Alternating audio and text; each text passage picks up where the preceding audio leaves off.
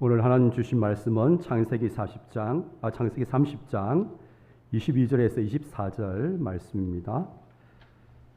구약성경은 44페이지입니다. 창세기 30장 22절에서 24절 말씀이 되겠습니다. 제가 봉독해 드리도록 하겠습니다. 하나님이 라헬을 생각하신지라 하나님이 그의 손을 들으시고 그의 태를 여셨으므로 그가 임신하여 아들을 낳고 이르되 하나님이 내 부끄러움을 씻으셨다 하고 그 이름을 요셉이라 하니 여호와는 다시 다른 아들을 내게 더하시기를 원하노라 하였더라. 아멘. 할렐루야. 함께 예배할 수 있어서 참 좋습니다. 여러분 좋으시죠? 우리가 인생을 살면서 가지고 있는 바람이 있습니다. 그건 우리가 인생을 살아가면서 늘 좋은 일만 있었으면 좋겠고 늘 즐거운 일만 있었으면 좋겠다 하는 그런 바람을 가지고 살아갑니다. 우리의 바람대로 되면 얼마나 좋을까요? 그러나 우리 인생은 여러분들이 경험하는 것처럼 그렇게 이루어지지 않습니다. 우리 인생에는 오르막이 있고 내리막이 있습니다. 몸이 건강할 때가 있고 또 몸이 병들어서 아플 때가 있습니다. 또 성공할 때가 있는가 하면 실패할 때도 있습니다. 기쁜 일도 있지만 슬픔의 일도 찾아오죠. 또 언제나 좋은 일만 있으면 좋겠지만 계절의 변화가 찾아오듯이 우리 인생에는 이 형통함과 공고함이 이 교대로 찾아오는 것이 바로 저와 여러분의 인생입니다. 우리 가운데 그 누구라서 이것을 피할 수 있겠습니까? 내용의 차이가 있을 뿐 우리 모두는 이러한 일들을 경험하면서 살아갑니다. 따라서 우리의 인생이 이렇다고 한다면 우리가 해야 할 일은 우리가 인생을 살아가면서 어려움과 문제를 피하려고 하는 것이 아니라 우리 인생 가운데 계절이 변하는 것처럼 자연스럽게 찾아오는 인생의 어려움과 문제 앞에서 우리가 어떻게 잘 반응할 것인가, 그리고 그 어려움과 문제를 통해서 어떻게 하면 우리가 이것을 잘 이겨낼 것인가 하는 데에 달려 있는 것입니다. 그래서 오늘 말씀을 통해서 우리가 원하지 않는 인생의 어려움을 만났을 때, 문제를 만났을 때 어떻게 반응할지를 살펴보고 저와 여러분이 그렇게 반응할 수 있는 은혜의 시간이 되기를 주님의 이름으로 축복합니다.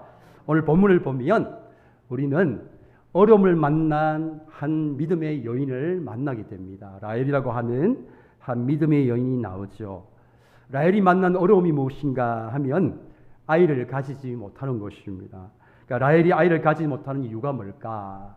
오늘 성경을 보니까 하나님께 그 원인이 있음을 밝히고 있습니다. 29장 31절 말씀인데 함께 읽도록 하겠습니다. 여호와께서 레아가 사랑받지 못함을 보시고 그의 태를 여셨으나 라헬은 자녀가 없었더라. 이 본문을 보면 레아와 라헬을 대조하고 있습니다. 하나님께서 레아의 태를 여셨습니다. 하지만 라헬은 자녀가 없습니다. 근데 레아의 태를 여신 것과 라헬이 자녀가 없는 것을 서로 대조하고 있습니다. 따라서 라헬이 자녀가 없다는 것은 어떤 의미입니까? 하나님께서 레아의 문을 여셨다고 한다면 라헬의 태의 문은 닫혔었다라는 거죠.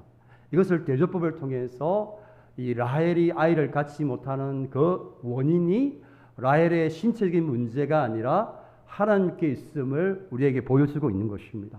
그런데 문제는 라헬은 이것을 알지 못했다는 거예요. 자신에게 이 불임의 문제의 원인이 있다고 그렇게 생각을 하고 있었다라는 거죠. 그래서 우리가 인생을 살아가면서 원하지 않는 어려움을 만났을 때에 우리가 가져야 될 첫 번째 반응이 뭔가 하면 생각하라입니다. 생각하라. 우리 한번 따라서 하겠습니다. 어려움을 만날 때 먼저 생각하라.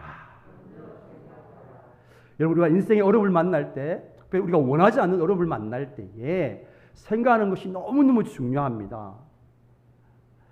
하지만 우리 대부분은 어려움을 만나면 어떻게 반응하죠? 생각하지 않아요. 그냥 그 어려움이 주는 우리의 감정대로, 그 어려움 속에서 느끼는 감정대로 바로 이렇게 반응하고 행동하는 것이 대부분 우리의 모습이죠. 생각하지 않습니다. 그래서 성경에서는 우리에게 원하지 않는 어려움을 만났을 때에 먼저 생각하라 그렇게 말씀하고 있습니다. 전도서 7장 14절 말씀을 한번 보겠습니다. 같이 한번 읽을까요? 형통한 날에는 기뻐하고 공고한 날에는 어떡하라? 되돌아보라. 이거 잘 주목해 보셔야 돼. 우리가 형통한 날에는 기뻐해야 되죠. 우리가 인생을 살아가면서 즐거움이 있을 때는 즐겨야 돼요. 그죠? 제가 늘 말씀드리지만 우리 그리스도인들은 즐길 수 있는 사람이 되어야 돼요. 금욕주의자가 되면 안 됩니다. 맛있는 고기도 많이 드시고 아름다운 경치도 관광 가서 구경하시고 분위기 좋은 카페 있으면 저도 초대하시고, 예, 좋은 데는 이제 저와 같이 가시면 더 좋죠. 예. 하여튼 즐기셔야 돼요. 여러분, 기독교는 금욕주의 신앙을 이야기하지 않습니다. 왜냐하면 이 모든 것은 하나님이 우리에게 주신 것이잖아요. 사랑하는 자녀인 저와 여러분이 마음껏 누릴 수 있도록 주신 건데 사실은 불신자들이 누리잖아요. 그럼 우리 금욕주의 신앙 가지지 마시기 바랍니다. 마음껏 누리세요. 네, 누릴 줄 알아야 됩니다. 자, 그런데 우리 인생에 이렇게 즐거운 날도 있지만 형통한 날도 있지만 어떤 날이 있다고요? 이 공고한 날. 우리가 원하지 않는 인생의 이 공고한 날, 어려운 날이 찾아온단 말이에요. 그럴 때는 어떻게 하라고요? 되돌아보라. 여기 되돌아란 말은 원의 뜻을 살리면 주의 깊게 생각하라 이런 뜻입니다. 주의 깊게 생각하라. 되돌아보란 말은 주의 깊게 생각해란 말인 거죠. 자, 그럼 무엇을 생각해야 하는가? 우리가 인생의 어려움을 만났을 때 무엇을 생각해야 하는가? 지금 내가 만난 어려움이 내가 잘못해서 발생한 어려움인지 아니면 하나님의 큰 그림 속에서 하나님의 계획 속에서 좀 신학적인 용어로 하나님의 섭리하에서 진행되고 있는 것인지를 생각하라는 말입니다. 그래서 우리가 어려움 만났을 때에 가장 먼저 이것을 파악해야 되는 거예요. 여러분, 우리가 몸이 아파 병원에 가면 의사 선생님이 가장 먼저 무엇을 하죠? 바로 치료합니까? 무엇도 먼저 합니까? 어떻게 하셨어요? 몸이 아파 병원에 가보셨군요. 진찰부터 먼저 합니다. 왜 진찰을 합니까? 무엇 때문에 이분이 아픈지, 이분이 아픈 병의 원인이 무엇인지를 먼저 진단을 해야 되는 거예요. 만약에 그 진단 없이 만약에 치료를 하게 되면 어떤 일이 날까요? 사람을 살리는 게 아니고 죽이게 되는 거죠. 그래서 의사가 몸이 아픈 사람을 치료하기 전에 반드시 이 병의 원인이 무엇인지를 파악을 합니다. 마찬가지로 저와 여러분 인생의 어려움을 만났을 때에 가장 먼저 하는 것은 반응하기 전에, 행동하기 전에 무엇을 해야 된다고요? 생각하셔야 돼요. 생각. 내가 지금 지나고 있는 이 인생의 어려움이 정말 내가 잘못 살아서 나온 어려움인지 아니면 하나님이 우리를 향한 인생의 큰 그림하에서 하나님의 섭리하에서 진행되고 있는 어려움인지를 먼저 파악하셔야 된다는 거죠. 만약에 그렇게 하지 않으면 우리는 몸이 아픈 사람이 진단을 받지 않고 바로 치료를 받는 것과 같습니다. 그 결과 우리의 인생의 어려움의 형편들이 더 심해지게 돼요. 그래서 우리가 어려움 앞에서 생각을 먼저 하셔야 돼요. 그래서 생각을 한 결과 내가 잘못해서 만난 어려움이라고 하면 어떻게 하면 될까요? 내가 돌이키면 됩니다. 아주 간단해요. 내가 선택을 잘못하고 또 하나님의 뜻대로 살지 않아서 초래한 어려움이라고 한다면 돌이키고 회개하면 됩니다. 아주 문제는 간단해요. 자, 그런데 암만 생각해봐도 내가 잘못한 일이 없어요. 혹시나 내가 잘못해서 발생한 일이 아닌가 싶어서 또 생각해봐도 제가 잘못한 것이 없어요. 잘못한 것이 있다면 정말 최선을 다해서 믿음으로 살아온 죄밖에 없어요.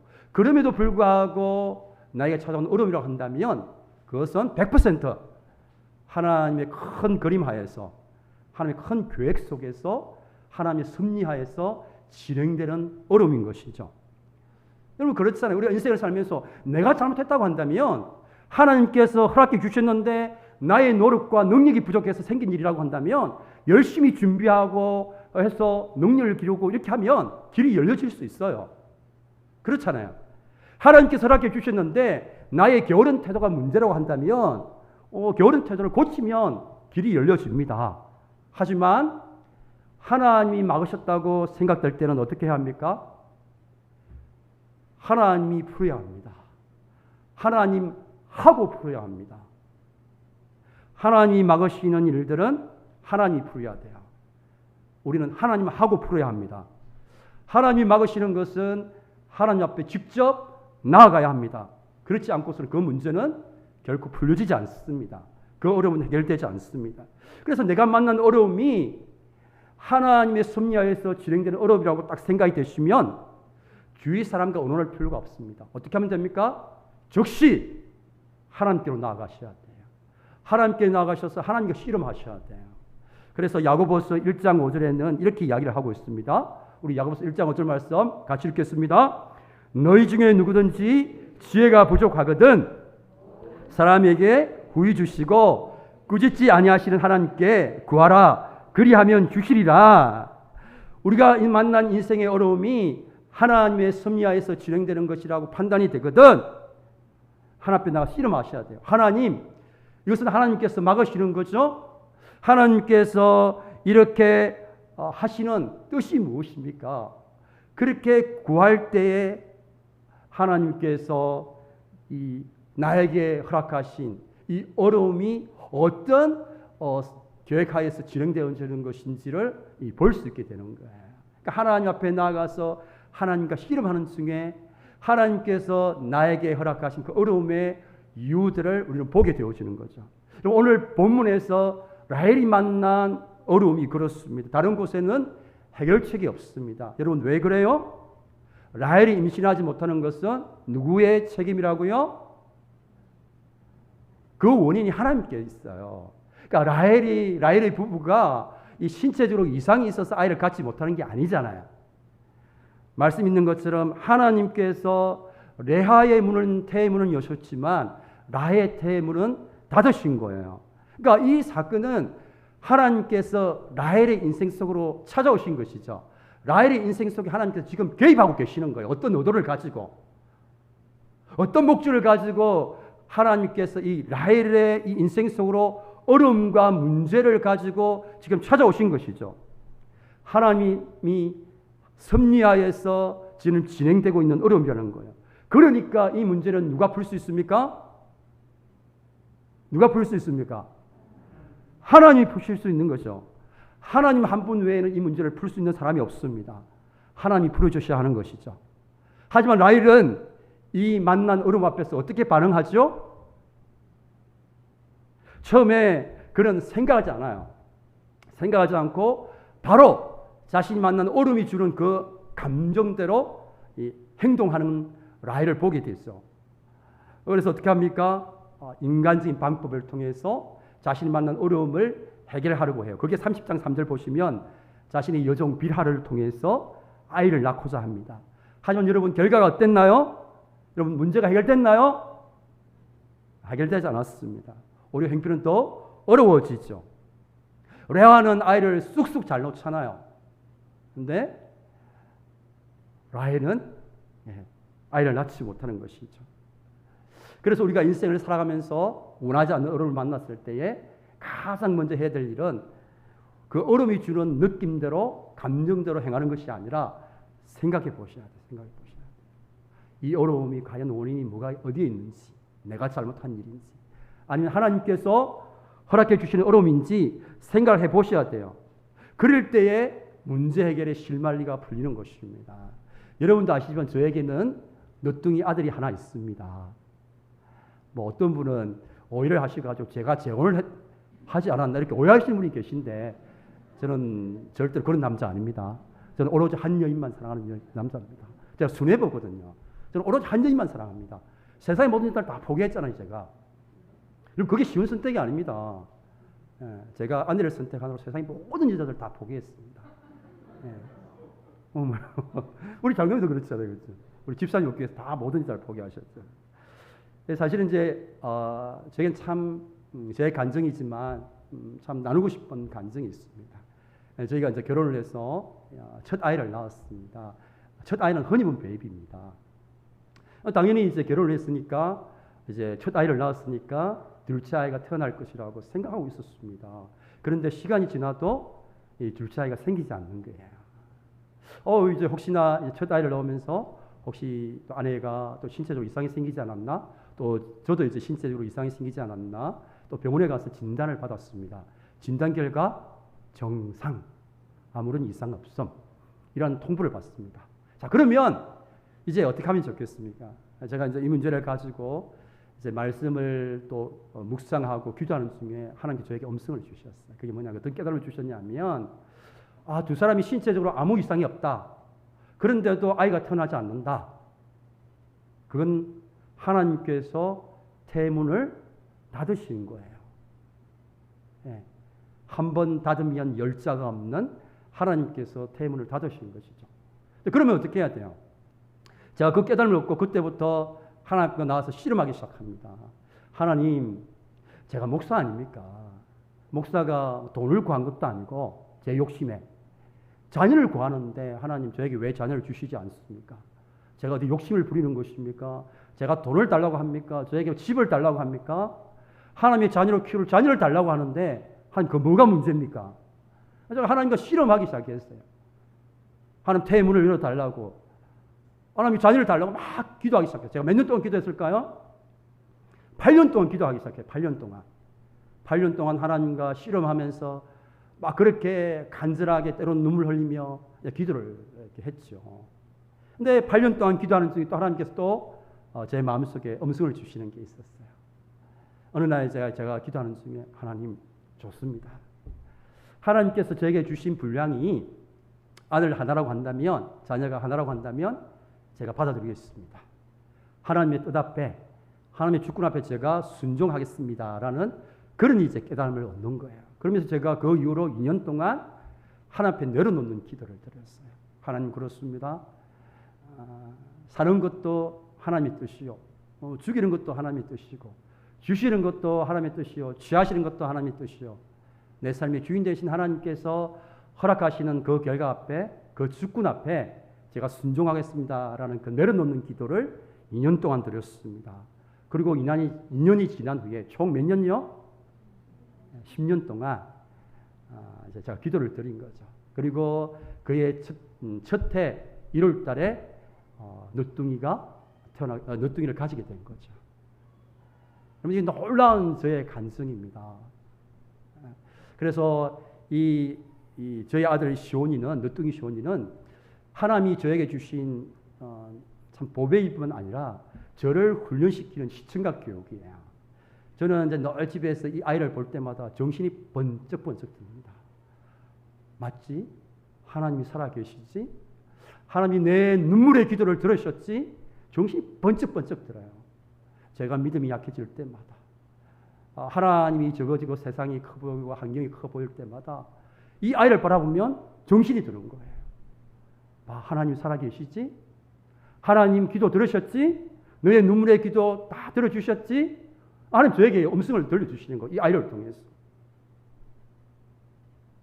사랑하는 우리 평강교회 성도 여러분, 혹시나 여러분 가운데 원하지 않는 인생의 어려움을 만나고 있습니까? 먼저 여러분 생각해 보셔야 돼요. 이 어려움이 내가 잘못해서 발생한 어려움인지 아니면 하나님의 섭리하에서 진행되는 어려움이라고 여러분이 판단을 하셔야 돼요. 그리고 나서 하나님이 내가 잘못한 일이 없음에도 불구하고 하나님의 큰 인생의 계획 속에서, 섭리 속에서 진행되는 어려움이라고 한다면 그때는 어떻게 해야 된다고요? 어떻게 해야 된다고요? 하나님 앞에 나아가셔야 돼요. 하나님과 씨름하셔야 돼요. 하나님하고 부르셔야 돼요. 우리가 어려움을 만날 때 우리가 두 번째는 뭐냐 하면 하나님께 초점을 맞추라 합니다. 우리 함께 하겠습니다. 하나님께 초점을 맞추라. 예, 제가 말씀드린 것처럼 우리가 대부분 인생에서 만나는 어려움은 크게 두 가지로 나누어져요. 내용은 다르지만 내가 잘못해서 만나는 어려움이에요. 이건 문제 될 건 없어요. 왜냐하면 돌이키면 되니까. 자, 내가 잘못한 일이 없음에도 불구하고 한만 생각해도 이유를 모를 것 같아요. 이건 거의 이제 하나님께서 하나님의 섭리 속에서 진행하는 그런 오해를 볼 수가 있는데, 자, 그럴 때는 여러분 반드시 기억하셔야 돼요. 여기에는 분명히 하나님의 목적이 있습니다. 하나님이 계획하심이 있어요.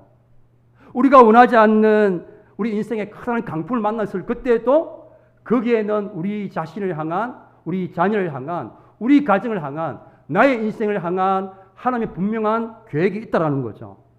그래서 중요한 것은 우리가 인생을 살아가면서 우리 가운데 일어난 사건이나 우리를 둘러싼 상황이나 환경이나 조건이 중요한 게 아니에요. 신자인 저와 여러분에게서 가장 중요한 것은 무엇인가? 어떠한 순간이든지 하나님께 초점을 맞추는 것입니다. 우리 삶의 안테나를 맞추는 거예요. 우리 한번 따라서 하겠습니다. 하나님께 초점을 맞추라. 여러분, 우리는 믿음으로 사는 사람들이잖아요. 우리는 상황과 환경과 조건을 따라서 사는 사람들이 아니잖아요.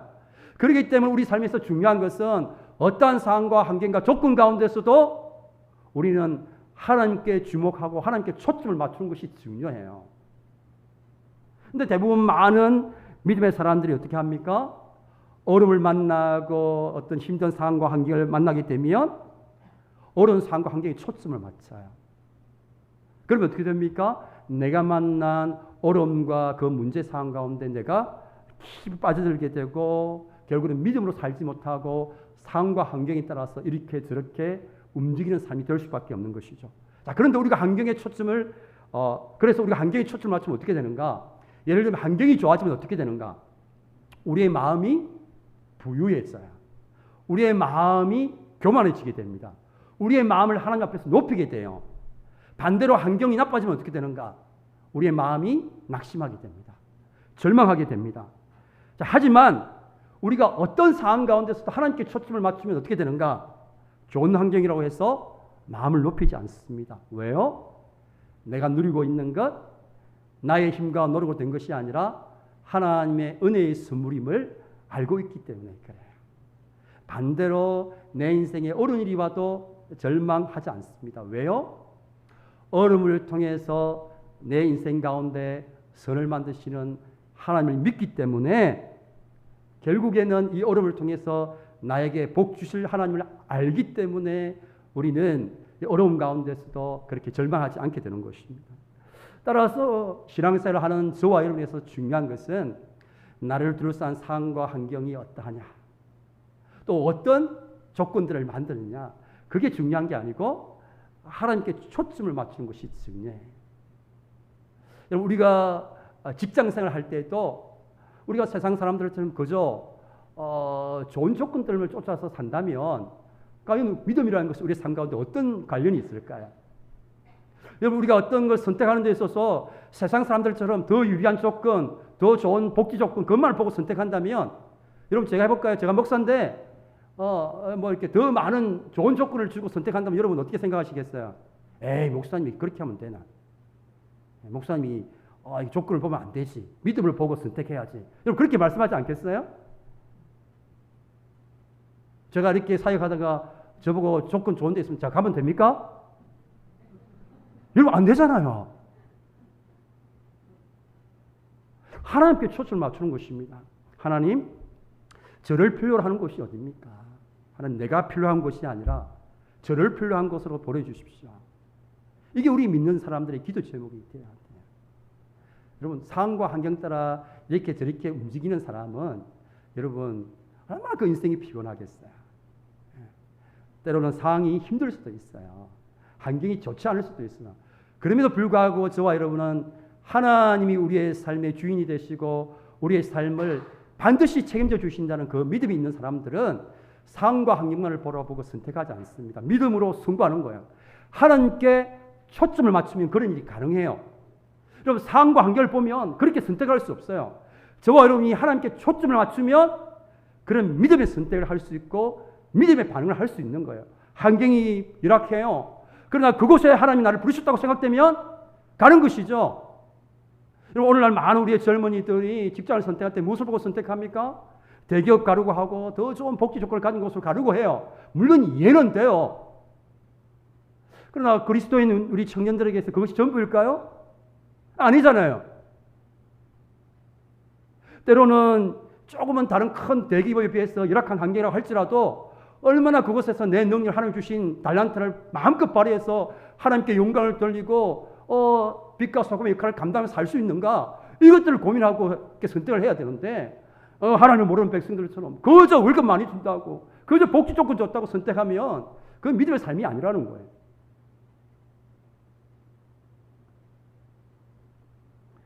사랑하는 우리 평강교회 성도 여러분, 저는 목사로서 소망이 있습니다.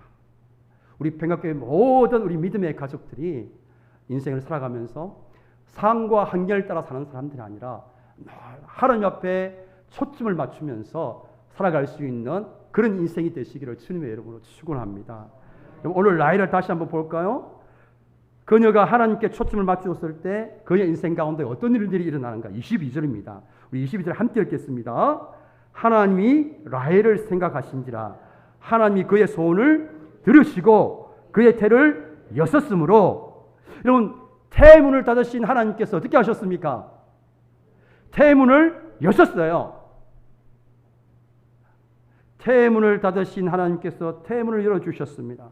여기 하나님께서 그의 소원을 들으셨다, 이 부분을 영어 성경을 보니까 listen to라고 되어 있어요. 이게 무슨 뜻인가 하면 잘 들었다는 말이에요. 청종했다는 말이에요. 자, 그러면 하나님께서 잘 들었다는 것은 무엇을 의미합니까? 하나님이 들으면 누가 하나님 앞에 이야기를 했다는 거잖아요. 라헬이 하나님 앞에 기도했음을 보여주는 것이죠. 하나님께서 들으셨다는 말은 라헬이 하나님 앞에 기도했다는 것을 보여주고 있는 거예요. 그동안 라헬은 어떻게 살았습니까? 자신이 만난 어려움 앞에서 생각하지 않았어요.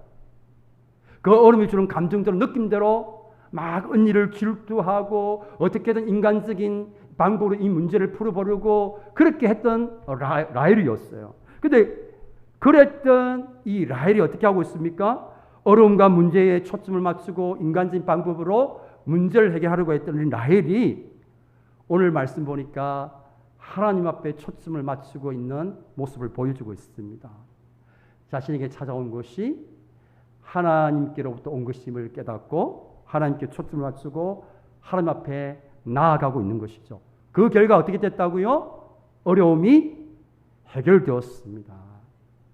여러분, 오늘 우리가 라헬을 보면서 우리 인생에서 우리가 원하지 않는 어려움들을 또 문제들을 하나님께서는 축복의 도구로 사용하시는 것들을 우리에게 보여주고 있는 것이죠.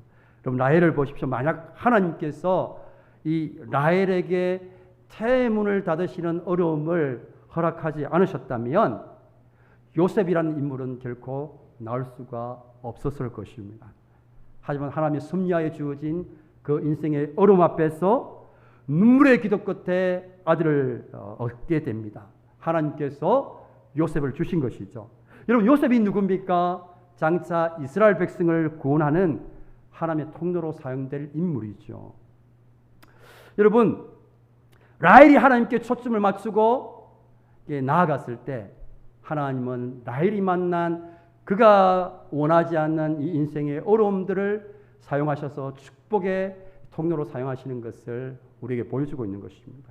그래서 이런 어려움을 통해서 하나님의 복을 체험한 사람들은 이제 드리는 고백이 있어요. 그 드리는 고백이 시편 119편 71절 말씀에 기록이 되어 있습니다. 우리 이 고백을 같이 한번 들으시면 좋겠습니다. 같이 하겠습니다. 고난당한 것이 내게 유익이라. 이로 말미암아 내가 주의 율례를 배우게 되었나이다. 아멘. 여러분, 어떻게 고난당한 것이 유익이 될 수 있어요? 어떻게 그럴 수 있습니까? 여러분, 이 고백은 어떤 사람들이 들을 수 있는 고백입니까? 원하지 않는 인생의 어려움과 문제 앞에서 하나님과 씨름하고 하나님께 초점을 맞추는 가운데 그것을 통해서 복 주시는 하나님을 체험한 사람들이 드리는 고백인 거예요. 고난당한 것이 내게 유익이라. 고난은 유익입니다. 여러분, 아멘을 안 하시네요. 그래도 고난 당하고 싶지 않죠? 고난은 유익이에요. 우리 사람들은 고난을 그치지 않고서는 하나님의 율례를 배우지 못합니다. 그렇기 때문에 하나님이 사랑하는 사람들의 삶 속에 반드시 고난은 있게 마련인 것이죠. 여러분, 우리 인생에 고난이 없으면 그건 하나님이 우리를 사랑하지 않아서라고 생각해도 됩니다. 하나님이 사랑하는 사람들은 반드시 고난을 하나님께서 주십니다. 왜냐하면 고난을 통해서 하나님을 배우기 때문에 그래요.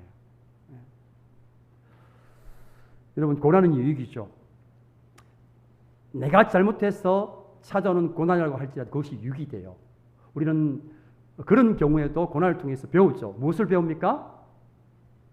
그렇게 살면 안 된다. 그렇게 살면 고생한다. 이걸 깨닫게 되는 거죠. 유익이죠. 심지어 내가 잘못한 일이라고 할지라도 우리는 그 고난 앞에서 사람들은 하나님을 찾기 시작합니다. 하나님께 주목하기 시작합니다. 하나님께 초점을 맞추기 시작합니다. 그렇기 때문에 고난은 유익입니다. 더구나 내가 잘못하지 않고 하나님의 계획과 하나님의 섭리하에서 진행되는 어려움이라고 한다면 이것은 더 말할 필요가 없는 것이죠. 여러분, 오늘도 하나님은 내 삶 속에 우리 자녀의 인생 가운데 우리 가정 속으로 개입하세요. 찾아오십니다. 무엇을 가지고? 문제와 어려움을 가지고 찾아오세요. 여러분, 하나님 그냥 찾아오지 않으세요. 저와 여러분의 인생 가운데 문제와 어려움을 통해서 찾아오시고 개입하십니다. 뭐 다르고요? 우리를 망하도록 하기 위해서, 우리를 파멸시키도록 하기 위해서? 아니에요. 마침내 우리에게 복 주시기 위해서 우리의 인생 가운데 문제와 어려움을 가지고 개입하시고 찾아오시는 분이십니다. 여러분, 하나님은 우리를 너무너무 사랑하시기 때문에 우리를 그냥 내버려 두지 않습니다. 저와 여러분이 잘못된 길로 가게 되면 하나님 반드시 개입하세요. 그냥 내버려 두지 않습니다. 너무 사랑하시기 때문에. 그래서 하나님은 어려움과 문제를 통해서 우리의 인생을 반드시 찾아오세요. 우리 인생에 개입하십니다. 우리 인생 가운데 찾아오세요. 그냥 내버려 두지 않습니다. 여러분, 우리가 오늘 본문을 통해서 꼭 보아야 할 것이 있습니다. 우리가 찾아오는 어려움과 문제 속에서도 상황이 어떠하든지 하나님께 초점을 맞추면 어떤 은혜가 주어지는가? 정말 하나님이 주시는 정말 놀라운 은혜가 있어요. 그건 뭔가 하면 내가 변하게 되는 것입니다. 이게 놀라운 변화죠. 오늘 라헬이 그렇잖아요. 24절 말씀 한번 볼까요? 24절 같이 읽겠습니다. 그 이름을 요셉이라 하니 여호와는 다시 다른 아들을 내게 더하시기를 원하노라 하였더라. 그럼 라헬의 변화를 느낄 수 있겠습니까? 라헬은 인생이 어떤 인생이었습니까? 그동안 자신의 힘과 노력으로 살아왔던 인생이었습니다. 자신 인생의 주어가 자신이었습니다. 그런데 그가 원하지 않는 인생의 어려움과 문제를 만나서 불입이라는 이 어려움을 만나서 하나님과 씨름하는 중에 하나님께 초점을 맞춥니다. 근데 오늘 말씀 보니까 24절 말씀 보니까 하나님께 은혜를 구하는 그런 모습을 보여주고 있습니다. 여호와께서 내게 더하시기를 원하노라. 여러분, 주가 누가 되어 있죠? 지금까지 라헬의 인생의 주는 라헬이었어요. 라헬이 자기의 여정을 통해서 아들을 얻으려고 했습니다. 이게 라헬의 인생이었어요. 그런데 오늘 보세요. 여호와께서 내게 더하시기를 원하노라. 이 라헬의 인생의 삶의 주가 여호와 하나님으로 바뀌어 있는 것을 보게 됩니다. 여러분, 내 힘과 내 노력으로 아들을 낳는 것이 아니라 하나님이 주셔야 한다고 고백하고 있잖아요. 지금까지 살아온 라헬의 삶은 나의 힘과 나의 노력으로 살아왔던 그런 인생이었습니다. 이제 하나님의 은혜를 구하는 인생, 하나님의 은혜로 살아가는 인생으로 바뀌는 라헬의 변화와 그 모습을 우리에게 보여주고 있는 거예요.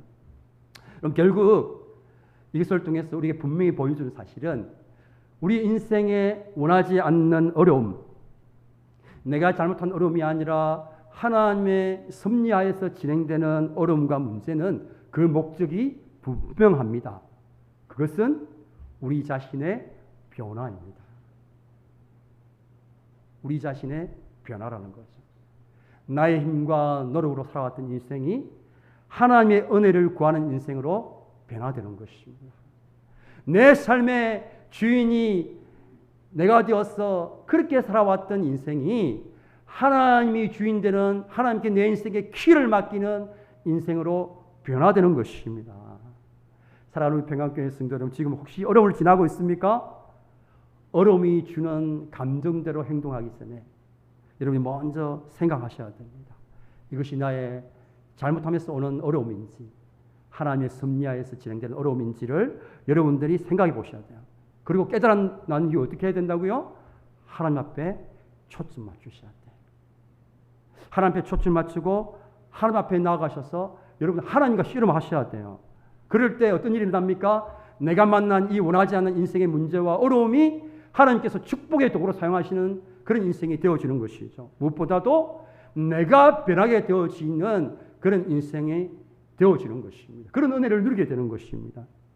사랑하는 우리 평강교회 성도 여러분, 저는 저와 여러분이 인생에 살아가면서 만나는 그 어려움과 문제 앞에서 내가 변하는 그런 은혜를 누리며 살아갈 수 있는 우리 모두가 되기를 주님의 이름으로 축원합니다. 예. 제가 말씀을 준비하는 중에 하나님 주시는 찬양이 있습니다. 날마다 숨쉬는 순간마다 이 찬양이 생각이 나더라고요. 그러니까 어려움을 통해서 우리 인생 가운데서 일하시고 마침내 당신의 백성들이 복 주시는 하나님, 그 주님을 생각하면서 우리가 이 찬양 같이 좀 들었으면 좋겠습니다. 날마다 숨쉬는 순간마다